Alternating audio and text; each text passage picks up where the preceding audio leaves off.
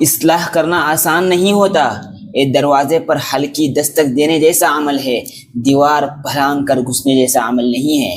اصلاح کا مطلب یہ ہرگز نہیں کہ آپ کسی پر برتری جتائیں، اپنے آپ کو بڑا بنا کر پیش کریں اور اس پر نصیحت کا بوجھ ڈالیں، بلکہ اصلاح تو محبت سے سمجھانے کا نام ہے۔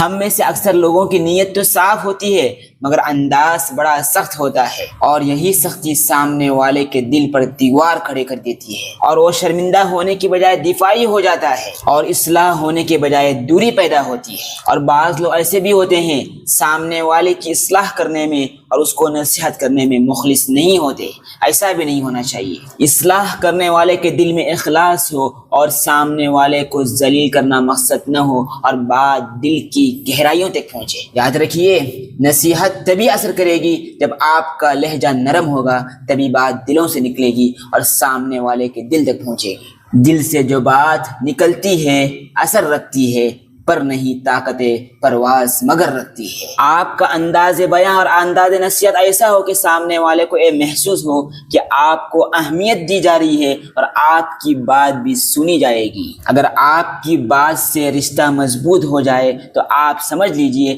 آپ کی نصیحت کامیاب رہی۔ اس کے برعکس اگر آپ کی باتوں سے رشتہ ٹوٹ جائے، دلوں میں دراڑیں پیدا ہو جائے، تو یاد رکھ لیجئے آپ کی نصیحت ناکام ہو گئی۔ تو آپ سمجھ لیجئے آپ نے ہلکے سے دروازہ دستک کرنے کے بجائے آپ نے دروازہ توڑ کر اندر گھسنے کی کوشش کی ہے، اور یہ غلط انداز ہے۔ اصلاح کیجئے مگر نرمی سے کیجئے، دلوں کو جوڑنے کی کوشش کیجئے، دلوں کو توڑنے کی کوشش نہ کیجئے۔ اصلاح کیجئے مگر نرمی سے کیجئے، دوسروں کا حوصلہ بڑھائیے، دلوں کو توڑنے کی کوشش مت کیجئے بلکہ دلوں کو جوڑنے کی کوشش کیجئے۔ بات سیدھی اور صاف طور پر کہیے مگر انداز ایسا ہو کہ کسی کے دلوں پر ضرب نہ لگے، مار نہ لگے اور سامنے والا بوجھ نہ سمجھے، کیونکہ اصل اصلاح وہ نہیں، اصل نصیحت وہ نہیں جو کسی کو گرا دے یا ذلیل کر دے، بلکہ اصل اصلاح اور اصل نصیحت وہی ہوگی جو دوسرے انسان کو سنوار دے، اس کے اندر تبدیلی پیدا کر دے۔ یاد رکھ لیجئے، اصلاح کی اصل روح یہی ہے